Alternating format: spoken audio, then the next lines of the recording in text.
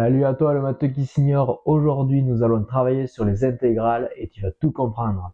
Un tour de magie.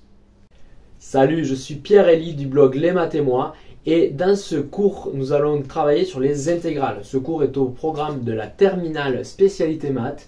Il fait suite à notre précédente vidéo sur les primitives. Car pour calculer l'intégrale, on va voir d'abord la définition en unité d'aire, etc. Mais ensuite, pour des fonctions de référence, on va utiliser les primitives pour calculer une intégrale. Donc c'est parti, on y va. D'abord, on va parler de l'unité d'aire. Définition UA. UA, ça veut dire unité d'aire. Donc ce qu'il faut comprendre, c'est que l'intégrale d'une fonction, ça va être l'aire sous la courbe de la fonction, donc l'aire comprise entre la courbe, deux bornes A et B qui seront données dans l'énoncé, et l'axe des abscisses de la courbe. C'est pour ça que d'abord on parle d'intégrale de signe constant, parce qu'il faut qu'elle soit positive, soit négative tout le temps, parce que pour faire l'aire, si ça change de signe, ça complique un peu la donne. Ça fera l'objet d'une prochaine vidéo. Donc, si on veut regarder l'aire, il faut une unité. Normalement, une aire, on a vu au collège, c'est un mètre carré, un centimètre carré, j'en sais rien. Mais en tout cas, il y a une unité possible. Et là, c'est sur un graphique, donc il n'y a pas de mètres, de centimètres, etc. Donc l'unité, on va la définir comme une unité d'aire, et ça va être un carreau de 1 sur 1. Dans un repère orthonormé, on aura une unité pour les axes des x, une unité pour l'axe des y. On fait un petit carré de 1 sur 1, et ça représente une unité d'aire. Je fais un petit graphique. On a notre axe des abscisses, notre axe des ordonnées, notre origine, et une unité, 1, donc en principe on le note avec un petit vecteur, ça serait le vecteur i pour les x, le vecteur j pour les y, mais c'est pas primordial. En tout cas, ce qu'il faut comprendre, c'est qu'on a une unité de 1 pour les abscisses, on fait un petit carré de 1 sur 1, et ça représente une unité d'aire. Donc bien sûr, si on a une courbe qui fait comme ça, par exemple, admettons qu'ici ça soit 2 et ici aussi, elle n'est pas définie sur moins l'infini 0, et on va dire qu'on cherche à faire l'aire entre 0 et 2. Donc la borne 0, la borne 2, l'axe des abscisses et la courbe. Donc en fait, ce serait l'aire comprise ici qu'on cherche. En dessous de la courbe, au-dessus de l'axe, et comprise entre les deux bornes qui sont 0 et 2. Ça se note intégrale, c'est un signe comme ça. C'est une espèce de S allongé. De la fonction, donc notre fonction f de x, on peut dire qu'elle s'appelle dx. Il y a toujours dx, c'est pour dire qu'on prend des petits intervalles de fonction, y compris entre 0 et 2. Donc on met la borne du bas, c'est là où on démarre, la borne du haut, c'est là où on finit. Cette intégrale entre 0 et 2, vu qu'une unité d'aire, c'est un carreau de 1 sur 1, là on est sur un carré de 2 sur 2, 2 fois 2, 4. Donc cette forme-là, elle fait 4 unités d'aire. Donc cette intégrale vaut 4. Voilà en fait le principe, et déjà on a fait la définition d'une unité d'aire et la définition d'une intégrale de signe constant. Une unité d'aire, c'est un petit carreau de 1 unité sur une unité. Et une intégrale, ça sera l'aire que je viens d'assurer, en fait, qui est comprise sous la courbe. Là, j'ai pris un cas très facile, c'est pas une fonction, voilà, c'est une fonction carrée. J'ai fait exprès de faire un truc qui soit assez facile à calculer comme ça visuellement. Sous la courbe, entre deux bornes, ici 0 et 2, et l'axe des abscisses, toujours. Donc ça faisait 4 unités d'aire. Alors, il faut bien faire attention, là, j'ai volontairement pris un cas où la fonction est positive, parce que les intégrales peuvent être positives ou négatives. C'est là où il y a un piège, parce que j'ai dit que l'intégrale d'une fonction, c'est une aire, en fait, c'est l'aire qui a compris sous la courbe, compris entre la courbe et l'axe. Mais en réalité, il peut y avoir une intégrale, l'intégrale peut être négative. Et c'est pour ça, après, que quand le signe varie, ça va être compliqué. Parce que c'est une aire, mais en tenant compte de si elle se situe au-dessus de l'axe ou en dessous. Si elle est au-dessus, elle sera comprise en positif. Si elle est en dessous, ça reste une aire, mais en négatif, en fait. Puisqu'elle est en dessous de l'axe, elle est vers les négatifs. Donc on va faire un exemple. Mais bien sûr, une aire, mathématiquement parlant, c'est toujours positif. Donc dans ces cas-là, dans le cas où l'intégrale est négative, l'aire, ça sera moins l'intégrale. Ça sera égal à la valeur de l'intégrale, mais en valeur absolue, en positif. Donc on va faire un deuxième exemple. Admettons qu'on a la fonction f de x égale moins x, donc ça fait une droite qui ressemble à ce que j'ai tracé là. Si on veut l'intégrale, toujours, on va prendre entre 0 et 2 de notre fonction f. Donc en fait, on voudrait l'aire qui est comprise ici, car on veut entre la courbe, l'axe des abscisses et la courbe c'est ce que j'ai tracé en bleu ici, donc la courbe elle est ici. Vu que c'est entre la courbe et l'axe, cette fois c'est ce qui est au-dessus de la courbe, et comprise entre les bornes 0 et 2 pour les x. C'est des valeurs d'abscisse, donc 0, 2, la courbe et l'axe, donc compris entre les deux. Cette aire là, vu que c'est un triangle rectangle, en fait, lui, là il y a deux Ici, là il y a 2 aussi, puisque vu que c'est f de x égale moins x, si x vaut 2, ici on a moins 2. Donc cette longueur-là, elle vaut 2 aussi. Donc on a 2 fois 2, ça fait 4. Mais comme c'est que la moitié du carré, en fait, ça ferait 2. Cette aire-là, elle vaut 2. Sinon, il faut que tu reprennes ton cours sur les aires de triangle du collège si tu maîtrises pas ça. Mais en fait, pour calculer l'aire d'un triangle, tu peux calculer comme si tu avais le rectangle en fait, complet. Ça fois ça, longueur fois largeur. Et comme c'est la moitié, ben, tu divises par 2. Donc l'aire du triangle, ça sera égal à 2, la longueur en x, fois 2, la longueur en y, divisé par 2, puisque c'est que la moitié du rectangle. Donc 2 fois 2 divisé par 2, ça fait 2. Cette aire-là, elle vaut 2. Donc l'intégrale, notre intégrale entre 0 et 2 de f de x dx, elle vaudrait 2. Mais attention, comme c'est un négatif, en fait, elle ne vaut pas 2, mais moins 2. L'aire, elle vaut bien 2, on l'a compris, mais l'intégrale entre 0 et 2 de f de x dx, c'est moins 2. Car si on peut représenter comme ça aussi. On a une unité d'air ici, une demi-unité d'air ici, une demi-unité d'air ici. On a bien au total 2 unités d'air, mais en négatif. On a donc une intégrale qui vaut moins 2.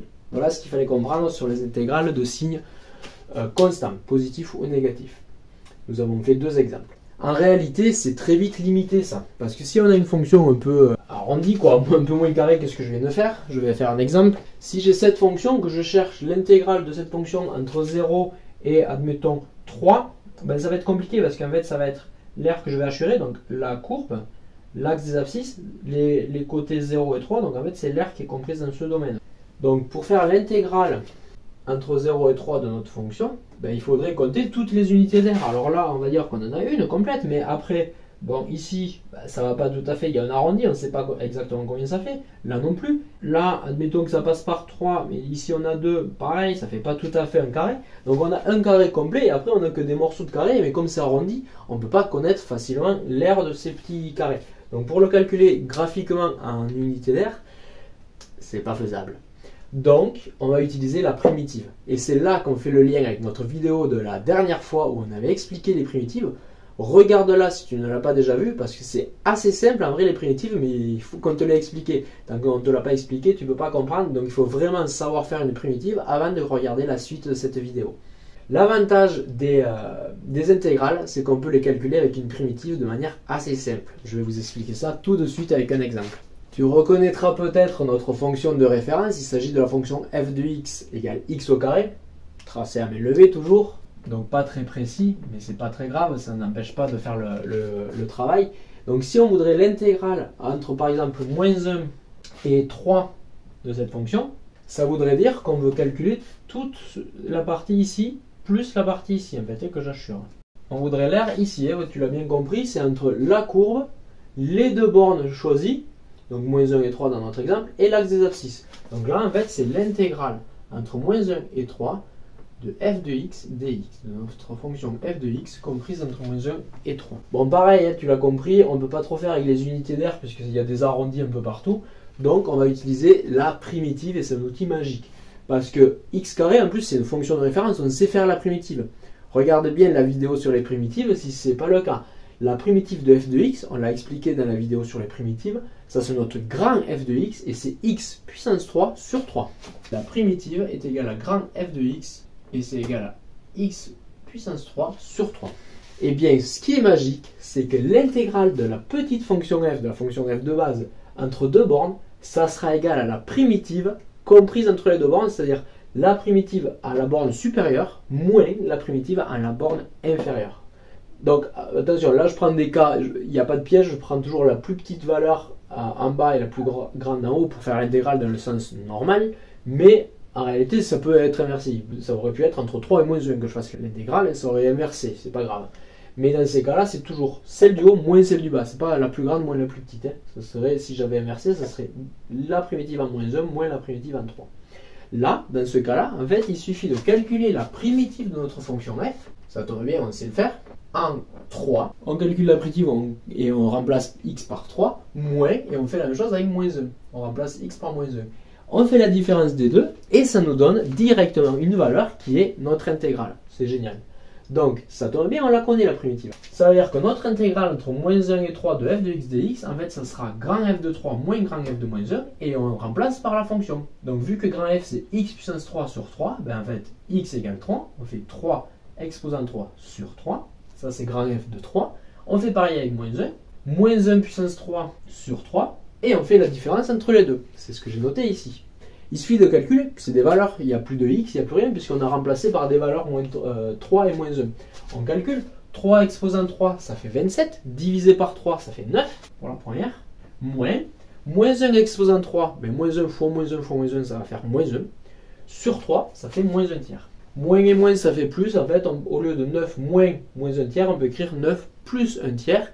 9, c'est 27 tiers, donc ça fait 27 tiers plus 1 tiers. Pourquoi je fais ça? Parce que sur les fractions, il faut absolument avoir le même dénominateur en dessous, sinon on ne peut pas calculer. 9 et 1 tiers, on ne peut pas les additionner direct. On peut pas dire que ça fait 10 tiers, par exemple. Il faut avoir 27 sur 3, 9 c'est égal à 27 sur 3, plus, puisque moins et moins, 1 sur 3. Et 27 plus 1, ça fait 28, on a donc 28 tiers. Notre intégrale, c'est terminé, vaut 28 tiers. L'intégrale de la fonction x au carré entre moins 1 et 3, c'est-à-dire toute l'aire que j'ai assurée, ben ça fait exactement 28 tiers unité d'aire, c'est-à-dire 9,33333. Donc en valeur précise, c'est 28 tiers. Si je prends une unité d'aire, donc c'est le carré que j'avais représenté là, ben en fait, mon schéma n'est pas tout à fait à l'échelle, je ne l'ai pas très bien fait, mais en fait, on pourrait rentrer environ 9 carrés comme ça dans toute l'aire que j'ai assurée. Voici pour l'exemple. La vidéo est déjà un petit peu longue, on ne va pas faire d'autres exemples.